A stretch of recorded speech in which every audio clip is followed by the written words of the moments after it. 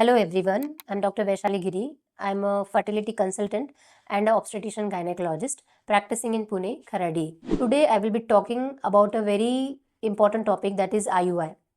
IUI का long form है intra uterine insemination. इसका मतलब है कि अगर सीमेन सैंपल को प्रोसेस करके यूट्रस के अंदर छोड़ा जाए तो इसको IUI बोलते हैं। Why I am telling this? Because lot of patients get confused with IVF and IUI.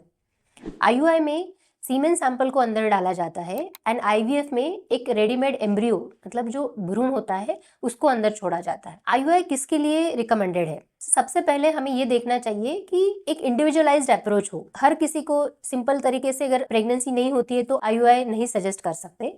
उसके लिए सबसे इंपॉर्टेंट है कि दोनों ट्यूब्स ओपन होनी चाहिए।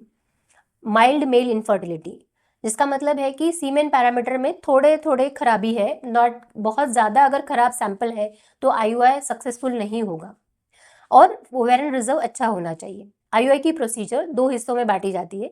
एक है फॉलिकुलर मॉनिटरिंग, जिसमें डे 1 या 2 of your period we start with some simple medication जिससे फॉलिकल बनने में हेल्प होती है। कभी कभी इंजेक्शन की भी ज़रूरत पड़े तो वो भी दिए जाते हैं। इन फॉलिकल की ग्रोथ को मॉनिटर किया जाता है with the help of sonography.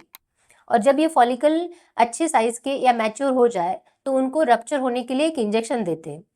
इस इंजेक्शन की मदद से ये फॉलिकल रप्चर होके एग रिलीज हो जाता है एंड वो ट्यूब में आ जाता है। जिस दिन आपका IUI है उस दिन आपके पार्टनर का सैंपल लेके उसको प्रोसेस किया जाता है। बहुत इंपॉर्टेंट स्टेप होता है जिसमें से प्रोसेसिंग की वजह से डेड स्पर्म्स, जो स्पर्म्स अच्छे क्वालिटी के नहीं, उनको निकाल दिया जाता है। तो इसके लिए ये बहुत ज़रूरी है कि आप IUI एक अच्छे सेंटर में करें जहाँ पे ये सारे फैसिलिटीज़ अवेलेबल हैं।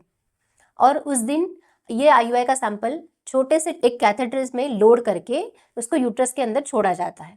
IUI का सक्सेस रेट की बात करें तो it's only 15 to 20%। And why it is so? Because हम लोगों ने क्या किया है, IUI का सक्सेस बढ़ाने के लिए एक की जगह 2 फॉलिकल बनाने की कोशिश की है। और जब वो फॉलिकल रप्चर होता है तब हम लोगों ने सीमेन सैंपल को यूट्रस के अंदर छोड़ा है, जिसकी वजह से इन दोनों का कांटेक्ट या फर्टिलाइजेशन होने के चांसेस बढ़ जाते हैं।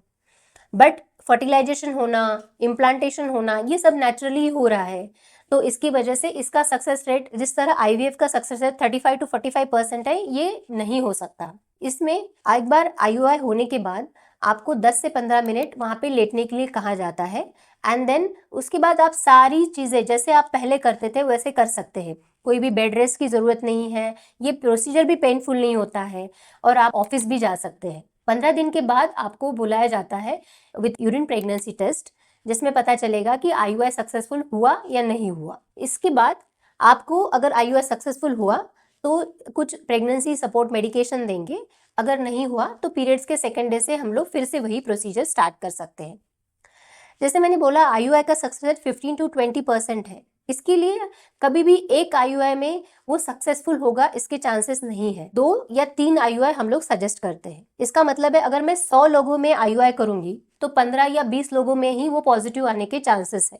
इसलिए मैं बोलती हूँ IUI ये सबके लिए नहीं है, एक इंडिविजुअलाइज अप्रोच होना बहुत ज़रूरी है। और IUI उन्हीं लोगों के लिए करना चाहिए जिनमें सिंपल ट्रीटमेंट फेल हो गए हैं, जिनके ट्यूब्स ओपन है और माइल्ड मेल इनफर्टिलिटी है। इसके अलावा अगर आपको और भी IUI के रिलेटेड जानकारी चाहिए तो आप नीचे दिए नंबर पे हमें कांटेक्ट कर सकते हैं। Thank you.